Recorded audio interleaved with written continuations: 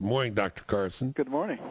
We met before. I don't know if you recall. Yes, we have. Yes, I remember. My wife shared the podium with you at the Jefferson Award for correct. Excellence. Anyway, she runs a program modeled on many of the values you talk about and deals with many of the same children of the sort you deal with. Anyway, thanks for coming on. My pleasure.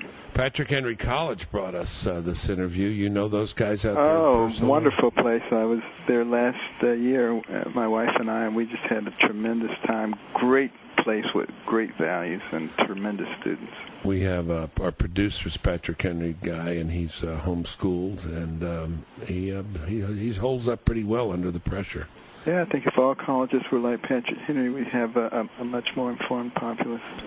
All right, so what did you do here? I mean, I know what you've done with your life. Did you quite believe the reaction that you got to your prayer breakfast remarks? I must say that I didn't expect it to be quite so overwhelming, but yeah. I've just been inundated with emails and calls from people who are just so enthusiastic, and particularly some of the older people who say, I have hope again.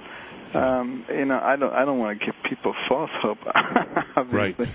Right. I just want to speak some logic and get people to start talking again and not feeling that they don't have any power. I mean, this country is supposed to be for, of, and by the people, and the people just feel like they've been neutered, and they're just like here to do the will of the government. This is totally upside down. They're down. They're really down, Dr. Carson. Since the election, we've had people say, I'm just turning off. I'm just going to read my Bible, raise my kids. I'm not going to get engaged. There's been a lot of that. Just a lot of people think the country's going down the tubes, and we're in decline, and this is it. These are the last days of the Great Republic. And, maybe it's time for people to first of all, people need to be informed. Yep. They need to understand. I mean, that was the reason that I wrote America the Beautiful. And, I was pleased to see that it was #1 on Amazon today. Which means that people are starting to read it, because they need to understand what this country is about. And it's not about the government taking over and ruling everybody's lives. It's unbelievable that we have just like sheep laid down and accepted this. This is not what America is about. Well, you and I share an interest in this. History, we talk about our reading and math, about that, but history is actually our worst subject, and our kids know less about American history than anything else. I carry around a survey. People carry around a piece of paper. I noticed you were carrying around some in your talk. I carry around a piece of paper. It's a Pew survey, 18 to 29-year-olds. A majority of them have a better opinion of socialism than of capitalism, free market capitalism. That's a problem. I mean, obviously there are concerns with all systems, but well, of course, the reason that they have that opinion, though, is because capitalism has been shown to them in a bad light. That's right. And there's no question, when you look at the meltdown that occurred in, 2008, sure, a lot of that had to do with greedy capitalists on Wall Street, who I don't think by any stretch of the imagination represent the best of the capitalistic society. They represent the worst of it. So you don't take the worst of it and then say that this is what it is. Unfortunately, that's the way it's been presented. Yeah, a wise person said the problem with socialism is socialism. The problem with capitalism is capitalists. and some of them are. And exploitative capitalism is no holiday. And I think people have also been taught this. They've been taught the downside, as you said, but not the positive side of freedom, what people do with their freedom. So you hinted at this in your remarks. You talked about that. You talked about medical savings accounts. You talked about a system of taxation based roughly morally on tithing. The president was about 4 feet away from you, and the whole world saw this. And it was a great moment. It was a great moment for freedom. I thought of Pericles. Courage is the secret of democracy. Absolutely. Did you feel courageous while you were doing this? I felt like I normally feel. Just doing your job. Yeah, and recognize that I'm a neurosurgeon. Any neurosurgeon will tell you that we tend not to be timid people. I bet. because you got to delve into people's brains and spinal cords.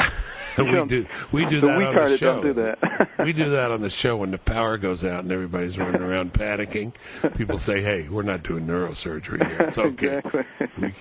But some of the issues that I touched on, the reason that I did that is because I think people don't actually understand what's going on. For instance, with the whole taxation issue, if you do a proportional tax and everybody contributes based on their ability, you can't have anything fairer than that. But here's the more important point.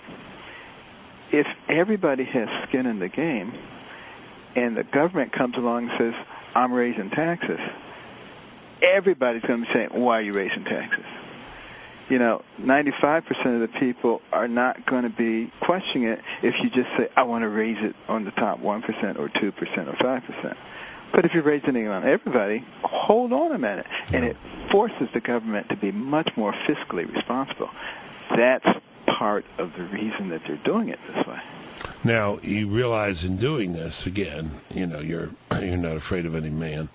You stepped seriously into public policy and into serious public policy. And I think that's okay because, again, you're a citizen. We, the people, this country is for us. Right. It's not for the government. People have to wake up and understand that. That's the reason I think that the Tea Party is so demonized. Because how dare these people think that they have something to do with how this place is run? Yeah, no kidding. There was a great thing written about the Tea Party, one of the last nice things said in The Economist. I don't know if you ever look at The Economist, it's an interesting magazine, but they said, when's the last time a group of citizens in France took to a public square, shook their fist at the government and said, we want less? Yeah, exactly. It's pretty good. Exactly. I want to just talk about your career, possibly your future. I know people have overdone this, and I don't want to overdo it. But, again, the phenomenon itself, you're there, you're at a prayer breakfast that goes viral. The next thing, the Wall Street Journal says Ben Carson for president.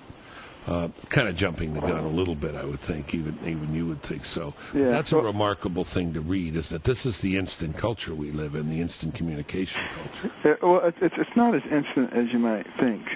I've been hearing that for 20 years. Okay. Because I'm a public speaker, I talk a lot about public policy, and I have been for a long time, and people have been saying that to me for a long time. I just haven't really felt it.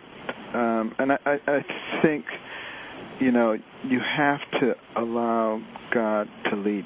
What I hope is happening, though, as a result of this, is that people will become a little bit more courageous and a little less intimidated by political correctness in the media. I'm also hoping at some point that the media itself will wake up and recognize that, if our whole system changes and we become a different nation, it's going to have a dramatic impact on them, too, and it won't be something that they're going to like.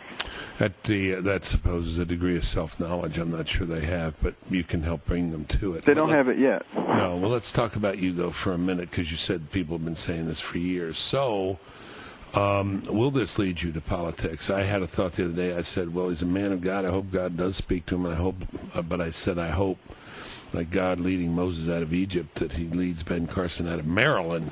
It's a tough state. You know it better than I, but I've lived there for a long time. Yeah. But would you consider a serious run in politics? Might you? Might. I have no intention of doing it. Let me just put it that way. Okay. Again, I've had no intention of doing things before, and I ended up somewhere. Yep. I remember I had no intention of going to Australia. When I was first invited to go to Australia, I thought it was the most ridiculous thing in the world, and I ended up in Australia. And it turned out to be one of the best things I ever did. Right. So, I recognize that I've put my hand in God's hand. I always have put it there. He's always led me to the right place, and he will lead me to the right place now. All right. Well, then, far be it from me to suggest your direction. You're talking to the right person.